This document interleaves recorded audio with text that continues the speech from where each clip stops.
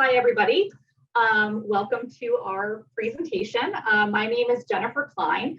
I am the registered dietitian with ShopRite. So I am at home right now, but I am typically found at ShopRite. I work for the Perlmutter ShopRite, which my home base is the ShopRite of ShopRite of Fisher Bay in Toms River, and then also the ShopRite in Manchester. But I do cover 7 locations. So it's Fisher Bay, Manchester, Jackson, Bayville, Lacey, Weirtown, and Manahawkin. I think I got all 7. So I travel around the stores and I offer free nutrition services. So whatever our customers need, whether it is help with meal planning, shopping, label reading, disease management, I'm the one in the store that can help out with that. And then another big part of my job is teaching cooking classes, cooking demos, and things like that. So I'm happy to be here today to do a presentation on Caribbean cuisine.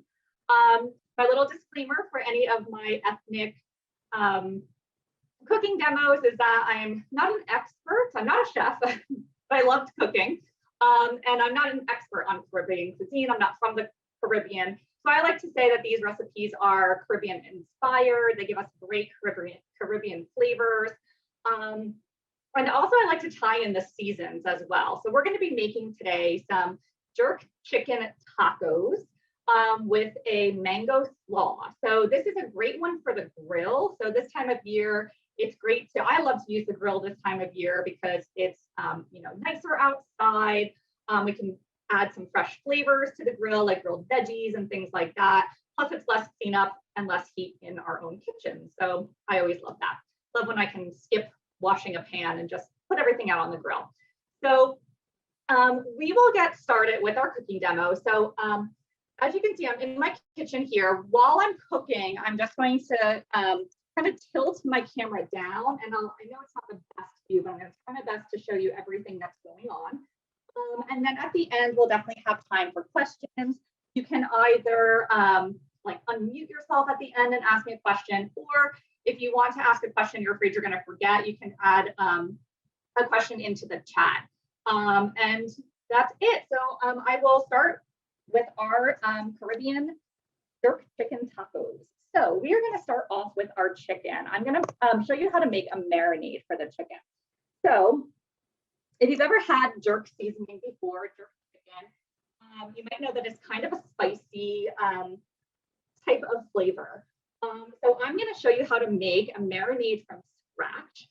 There are certainly lots of jarred and ready to go marinades out there. So if this looks like it's a lot of work, you can find some jarred ones out there. But I would just want to show you how to put together some of these fresh flavors to make a jerk chicken marinade. So our marinade incorporates some fresh ingredients like fresh veggies and fruits, and then also some dried herbs and spices. So to get everything nice and smooth and liquidy, I'm going to be using a blender to blend everything together. So if you have a blender or a food processor at home, that's a great way to make this marinade. If you do not, you can still make a marinade. You can just chop all the vegetables that I'm going to be using up into smaller pieces and mix everything together. It'll still give great flavor. So we'll get started with our fresh veggie ingredients. So I'm going to start off with some scallions. So these are also called green onions.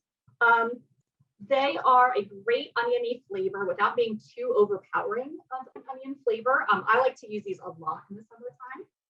So what I'm going to do with my green onions, we're actually going to use this is one bunch of green onions. We're going to use this whole thing. So I already have them washed off. So sometimes when you grab green onions, there'll be some dirt at the bottom of them. So I already washed them off really well, but there's still those little stems attached. So I'm going to chop those up or chop those off just like that. And then the rest of these I'm going to cut into big pieces. So this is all going to go into my blender. So it doesn't have to be, finely diced or perfect. We're just going to do some nice big chunks here. So as you can imagine, there's going to be a nice onion flavor in our jerk chicken seasoning. I'm going to get rid of those And then everything's just going to go right into my blender. And really any type of blender will work with this marinade. It doesn't have to be perfect. So if you have a really high powered blender, it's going to really, make it very liquidy. If you have one that's not, maybe a little older, that's fine too. As long as everything's kind of like mushed up a little bit. All right, next up, we're going to get our limes in there. So we need 3 limes here. And we're going to use the juice, but first we want to get some of that delicious zest off the outside. So I have a little microplane here. So this is like a cheese grater kind of, except a little bit different. You could use a cheese grater though if you don't have one of these, just the small part of the cheese grater. And I have my limes. I've washed them off really well because we're going to use the outside of this lime. And so if you've never zested a lime or a lemon before, you're just going to take it against that little microplane and then just go back and forth a little bit. So you'll see it kind of takes off a little bit of that rind, and that's what we want. So we're going to do this for a couple of these, and then we're going to slice up our lime and get the juice out of there as well. So lime juice, of course, is going to add a really nice fresh flavor. It's also going to be the acid in our marinade. So that's going to help to kind of break down the chicken a little bit, get these flavors into that chicken, and also tenderize it a little bit as well. All right. So just get a little bit more off of this one. And I'm doing it right over the blender. You could zest it into a little bowl if you'd like to. All right. I'll just get a little bit of this last one here. A lot of lime flavor. So this marinade is also going to make a lot of marinade. So this is designed for about 3 to 4 pounds of chicken. So if you're using a little less chicken, you could just decrease everything. You can make cut everything in half for this recipe, or just make a little extra. Don't put it all on the marinade and then save some, or on the chicken and then save some for another time. All right. There's dust everywhere, but that's okay. All right, so next up, we want to get our juice out of it. So you can take your lime, give it a little, so I'm pressing down and I'm rolling a little bit. That's going to release some of the juices. And then I'm just going to give them a slice. And I have one of these handy dandy citrus juicers. So I'm just going to get that juice right in there. And it should be about 1/4 cup. So if we put all the juice of these 3 limes in here, that should give us enough of that liquid. And again, a nice fresh flavor from our lime juice. It smells really good in here right now. I wish you could smell fresh lime. All right, we'll get our juice in here. So these little contraptions, if you are someone who squeezes a lot of limes and lemons, I highly recommend these. They save your fingers from pain if you're doing a lot of squeezing. All right, perfect. Get our last one in there. All right. Okay, so those are our limes. Next up, we're going to get some garlic in there. So we'll do garlic and ginger.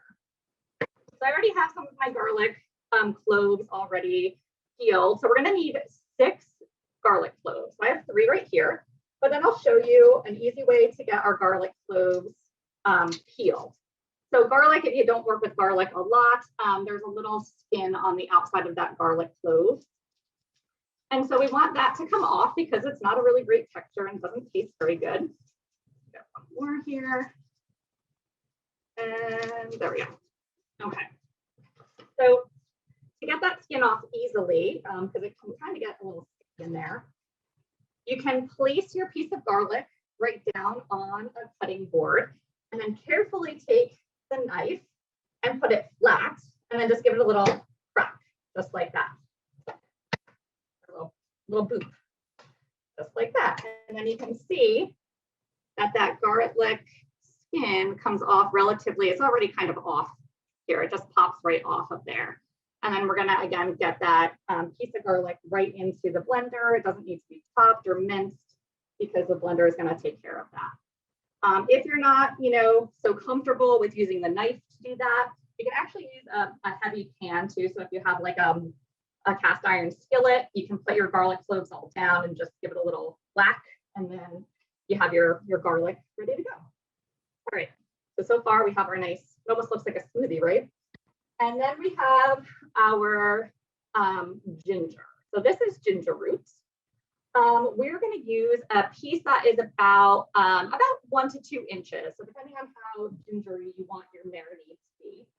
And I do have some ready already here, but I just wanted to show you what I usually do is I cut off a little piece of that ginger. And then, so there's a skin on the outside of this. And I'm just going to carefully slice that off. So I kind of just make it into a little rectangle. Just like that. And then we have our ginger ready to go. And so again, for this recipe, it does not need to be, minced very nicely. We're just going to put these chunks in there. So ginger is a little bit fibrous. So if you do have a recipe where you need to mince it up, it takes a little bit of effort, but you can also use one of these little microplanes or a cheese grater and just grate it. And then you get that minced kind of effect without having to chop it all up. Or for both the garlic and the ginger, an option is just to buy the jarred ones. We have little ones in the store that are jarred and they're already minced. They stay in your refrigerator for like really long, like 2 years. And it's so easy because you can just scoop what you need and then you don't have to worry about, chopping, mincing and all that stuff. So, all right, we're almost done with our fresh ingredients. The last one is our pepper. If you've had jerk seasoning before, you might know that it is kind of spicy. So the recipe, which I will send to everybody, calls for some habanero pepper, which is pretty hot. And it calls for like 3 of them, which is very hot. So I usually start with like a half of one and then taste it and see how it is. If you don't like spicy, start with a 1/4 of one. Or you can try a different type of pepper, like a jalapeno. I have a jalapeno here. And then one trick, even with jalapenos, they can be pretty spicy also. If you take the ribs and the seeds out of it, it'll be a little less spicy. So, kind of go with your own taste buds here. If you don't like overly spicy, start with just a tiny bit just to get that flavor. And then you can always add more. But habaneros are pretty spicy. So if you see a recipe ever that says 3 habaneros, I would say to use caution. Okay. So I am going to get a little bit in here. I've already washed this. And so I'm going to start with about half of a habanero here. My family does like spicy, so that's pretty good. But we also don't want to burn our mouth, so we're going to put just about a half in there. All right. Those are our fresh ingredients. Now we're going to get our herbs and spices and all that. So we're going to sweeten it up a little bit with some brown sugar. So this is just a light brown sugar. Whatever you have on hand is totally fine. If you don't have brown sugar, a little bit of honey will do as well. So I'm going to do 3 tablespoons. So this is going to add a little bit of sweetness to that peppery stick. Just about 2 tablespoons right there. And then we're going to use our spices. So we have some thyme. So this is just dried thyme. We need 1 tablespoon of our thyme. That. All right. Next up, we are going to use some allspice. This gives it a really, so these are like warm spices. So we have some like really fresh kind of light flavors from our veggies. And then we have these like really warm kind of bold flavors from our spices. So this is allspice. I'm going to put a tablespoon of that in. Then we're going to use a little bit of cinnamon. We're going to use 1 teaspoon of our cinnamon.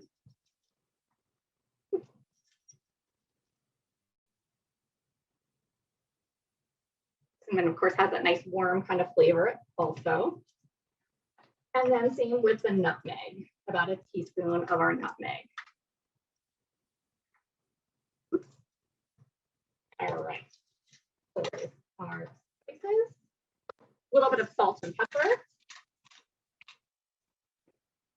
if you're watching your blood pressure, you don't have to use the salt in there. We're also going to put a little bit of low sodium soy sauce. So that's going to add a nice amount of salt flavor. So you can just skip the added salt altogether if you want it to. All right, so soy sauce. We're going to do 3 tablespoons of our soy sauce. This is a low sodium. I always use low sodium soy sauce just because soy sauce is pretty high in sodium to begin with. I find that it has a great flavor even with it being low sodium, but you can use whatever you have on hand.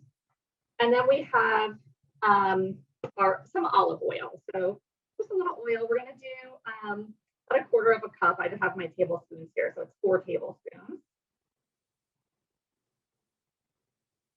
And olive oil, of course, is nice and heart healthy and delicious. All right, I think that's everything. So I'm just going to blend it up now. Out of the way. All right, so I have one of these little contraptions, so I'm just going to make sure that's nice and tight. Give it a little flip, and I'm going to blend it.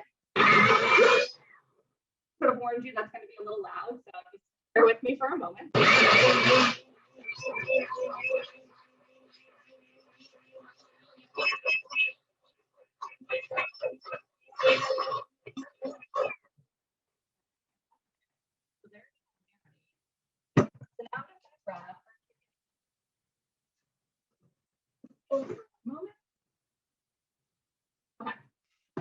So our chicken I have already trimmed here. So I'm going to be using chicken thighs. So these are boneless, skinless chicken thighs.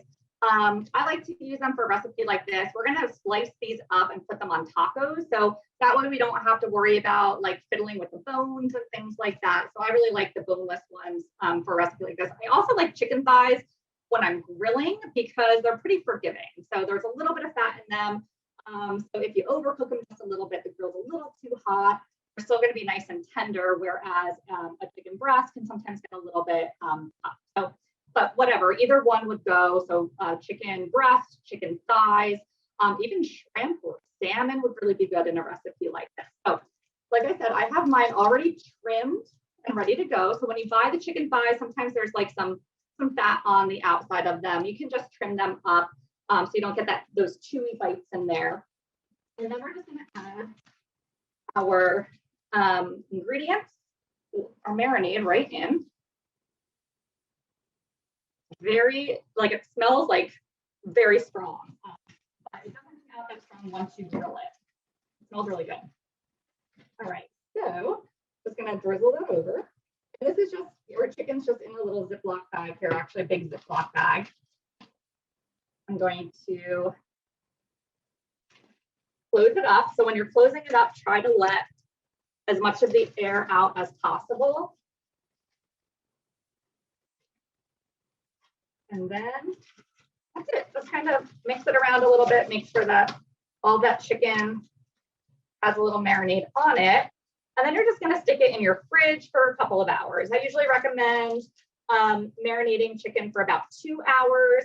You don't want to go much more than like a day because the marinades, especially all that acid from the lime juice, that can break down the chicken a little bit. And then it's not quite the texture is not quite as good. So about 2 hours. If you want to make part of this ahead, you can always make the marinade ahead of time and then just add it to the chicken, a couple hours before you want to grill it. So I'm going to put that to the side. So I've already cooked up, I've marinated and cooked up some of the chicken already so that you didn't have to watch it cook and marinate. So I'll just show you how it comes out. So I have this little grill pan here, great for indoors. It's like how we grill in the wintertime usually around here. But of course you could just put it on your regular grill. These chicken thighs take about 7 minutes per side or so, just making sure they're cooked all the way through. But there's our nice piece of chicken. So that's all done. It smells really good. It looks really good. So those are almost ready to go on our tacos, but we want to make our slaw also. So I'm going to show you how to put together a mango slaw. So I'm just going to grab the ingredients for that. Oops, we'll make it.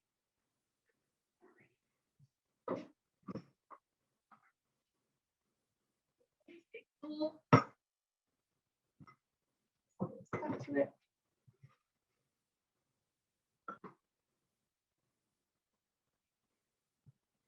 And here are our ingredients.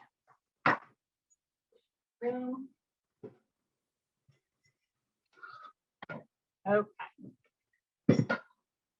All right, so our slaw. Our slaw is going to be, I love making slaws for tacos, even for sandwiches. I think a lot of times in the summertime, we think like coleslaw on the side of our burgers and things like that. And I like to just kind of have fun with different types of slaws and mix different types of flavors together. This one, we're going to add a lot of sweetness with some mango. So this is a mango slaw.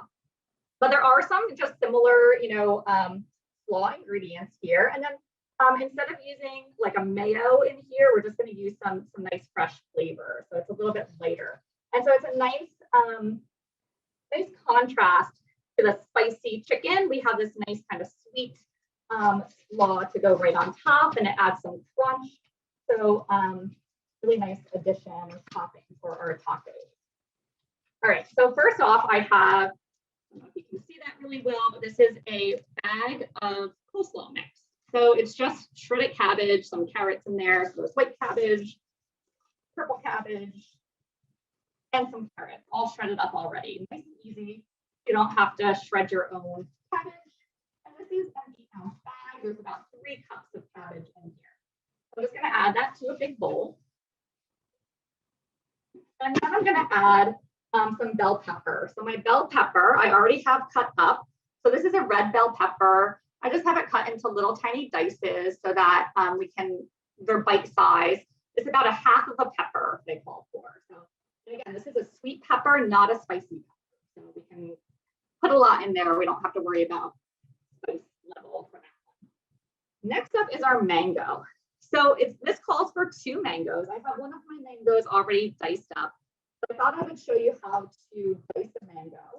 I get a lot of questions about how to cut mangoes and how to cut avocados and things like that. So I'll take you through a little step-by-step guide of cutting up a mango. So first of all, you want to choose the right type of mango in terms of its ripeness. So you're looking for a mango that is a little bit soft. So we don't want it to be mushy where like your fingers will just like push right through.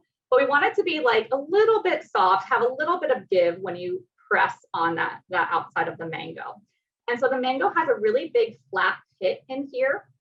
So we want to try to cut around that flat pit. So I'm going to put my mango down, and you can kind of see like where the pit would be. And you've got to take your knife and carefully try to cut as close to that pit as you can, so we can get lots of that nice mango flesh there. So there's one side. You can almost, I don't know if you'd be able to see it, but you can almost see the pit in there. So I'm nice and close to the pit. All right, so I'm going to do that on the other side. Just being careful because these mangoes can get a little bit slippery. So especially if you're using a sharp knife, be nice and careful. All right, so we have our 2 halves, and then usually there's a little bit around the other sides of the pit, the ends of the pit that we can get out of there. Okay, so for this recipe, we want our mango to be nice small pieces. So kind of not necessarily the same shape as our cabbage, but we want it to be nice little bite-sized pieces for our slaw. So I'm going to leave those to the side for now. So I'm going to show you an easy way to cut or dice your mango. So you can carefully hold your mango and then grab your knife. And we're just going to make some little slices in here. So just very carefully, trying, of course, not to let the knife go through the skin. And again, I want my my mango to be little tiny pieces. So I'm going to do pretty like small or like a lot of little cuts here rather than really big ones. If you're doing this for a fruit salad or something like that, you can do nice big dices. All right, so we have them cut in one way and then the other direction. So you can do this with avocado also. It's a really easy way to get those avocados sliced without dealing with the slimy and slippery flesh of the fruit. All right, so here's the fun part. We have it all sliced. I'm not sure if you can see the slices there, but now we're just gonna push it out. And we have all these little pieces there that then we're gonna just cut off. So I have my knife and I'm just gonna slice right down that skin as close as we can. And it comes off in those nice little dices. So super duper easy. Again, the mangoes can sometimes be a little bit slippery and slimy. So I like this method because it kind of keeps things moving safely and quickly. All right. Perfect. So there are little slices.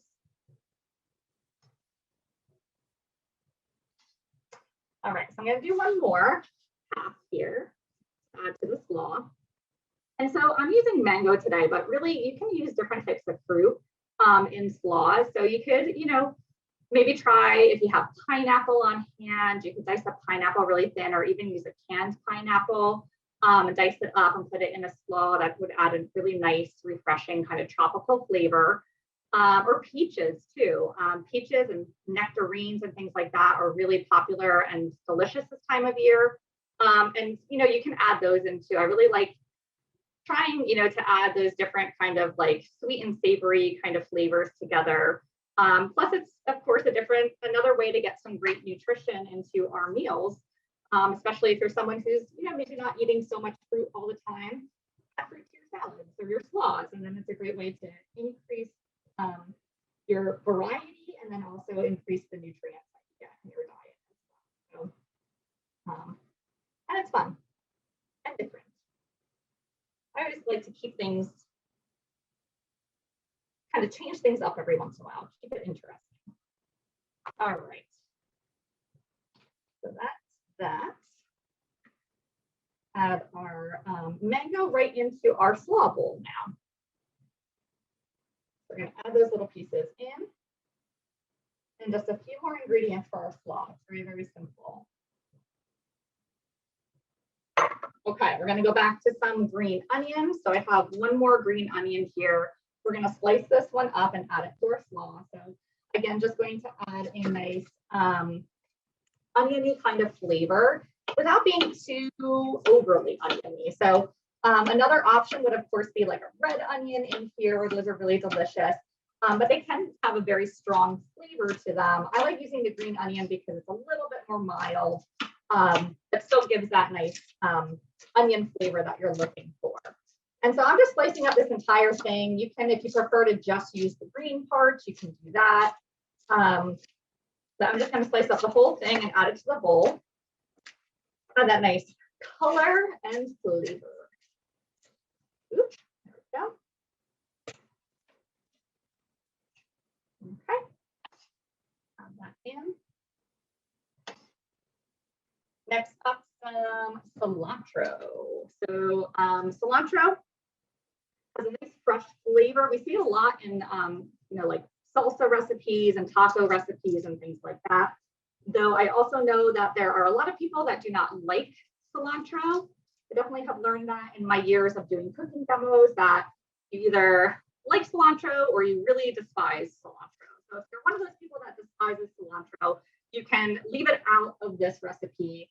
Or you can substitute another herb like parsley would work well too. So just a regular like Italian parsley would give it kind of that fresh herb flavor, but not the cilantro if you're just not a cilantro fan. So I'm just taking about maybe like a quarter of a cup, half cup of cilantro here and dicing it up. Cilantro, you do have to wash any of our herbs, make sure that you wash pretty well. Sometimes there can be a little bit of like sandiness or dirt stuck to those little leaves. So I always make sure to give them a really good rinse beforehand. All right, so there's our cilantro. Add that in. And now we just have a little bit of liquid that we're going to put into our slaw. So I'm going to use some lime juice again. So just roll my lime. We just need about 2 tablespoons. So 1 lime will do the trick. Back to my little juicer. Here. Whoop, yeah. Okay. Add that nice fresh lime juice. So of course we'll add the flavor, but then the acid of this lime juice will also kind of break down the cabbage leaves a little bit. So they'll still stay nice and crunchy because cabbage is nice and hearty. But all will kind of like marinate together. All right. And then a little sweetness, we're going to add a little honey. So that's 2 tablespoons. We'll do the trick here.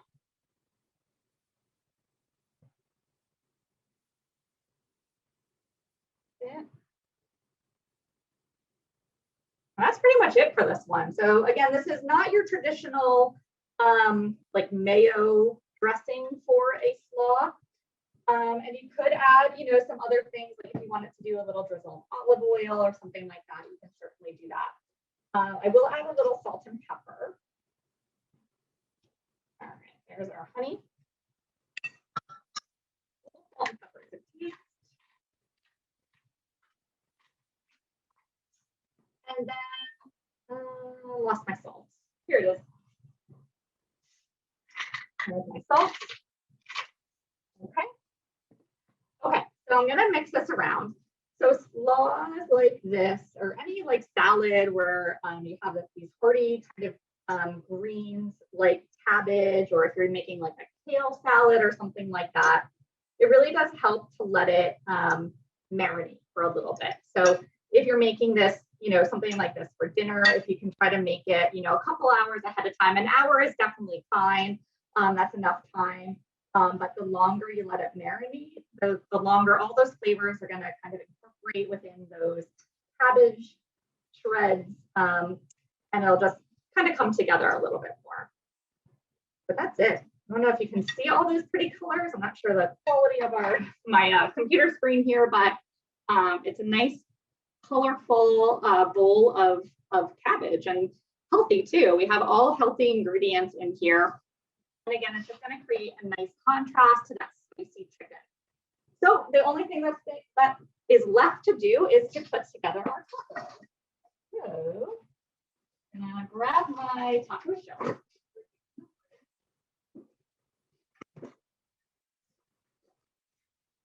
So I just have some taco shells here. So these are like a flour tortilla.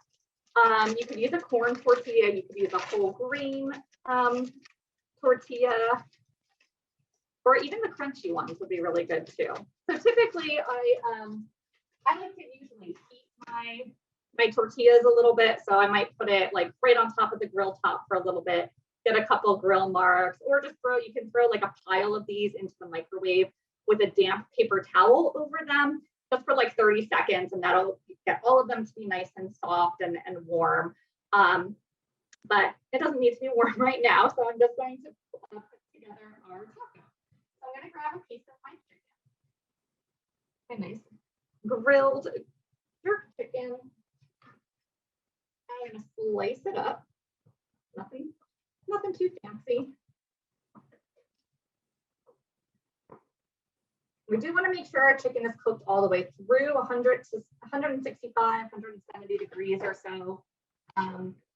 Chicken like this, it's nice and thin, so it cooks pretty quickly. But those thicker chicken breasts, just make sure if you have a food thermometer, you check that temperature. All right, so I'm just going to pile my chicken on top. And then I'm going to grab a little bit of my slaw. I'm going to stick that right on top. Nice and pretty. And that is our jerk chicken and mango slaw taco. And that is that. And so these are really great to make, you know, again, for summer, it's nice and refreshing. And again, you can make a lot of this ahead of time. So you can grill up all this chicken, slice it up, make the slaw. So then like for a quick weeknight kind of meal, just, you know, reheat the chicken a little bit, throw it on those tacos, and you're ready to go. Nice, fresh, light kind of summer meal. And so that is our chicken taco for today. And if anyone has any questions, I would love to answer them. And also, thank you so much for tuning in and staying tuned. Thank you. Looks delicious. You're welcome. Thanks for watching. You're welcome. I hope you liked it. How do you choose a good bulb of garlic? Clove of garlic. Okay, so most of so the bunch of garlic, I mean, they should be just like a small, usually a bulb is like that big or so. And as long as there's no like weird colorings on it, so usually they're like white, some of them can have a little bit of purple in them. If you see anything like growing out of it, like a little sprout, then it's probably been on the shelf for a little bit too long. That's like sprouting a little bit. But otherwise, as long as it's, like a pretty much just like a bulb and it's pretty much white and no like, sometimes it can get a little like brownish, like or gray, like mold on the inside of it. Most of the ones in the store, most stores sell garlic pretty quickly, so most of them would be ready to go. Just keep an eye on the ones that you have at home. If you don't use them all the time, they can start to grow those little sprouts and things, and they're not bad for you, but they're just maybe not as strong in flavor and everything. So if you're just not using a lot of fresh garlic, I do recommend the little jars of garlic. They're so convenient. I actually use them a lot for cooking demos because you don't have to chop and peel them and all that. Just take a scoop of them and they last in the refrigerator for a really long time. So if you're someone that uses garlic more like every once in a while, that's a really great option. And still think if you have any questions, but I will send the recipes to the library and we can distribute them from there. I'll also include my contact information. So if you have any, think of any other questions or just have any other, non-related, non-jerk chicken related questions, feel free to call me or email me as well, and we can, go over those. Support public libraries. Like, share, and subscribe for more great videos.